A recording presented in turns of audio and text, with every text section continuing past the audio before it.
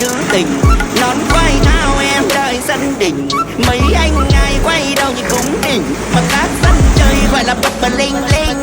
Tấm lòng son sắt tăng ngân nga có quan họ này. Chào mừng về miền đất bên nước và con đò. Tình hoa không thể nào mất, chất là loco. Sửa soạn áo thề khăn xếp, anh em cùng lên đồ. Let's go. Lướt trên sông như là lướt trên mây, ngước bên đông sang giờ này ngước bên tây.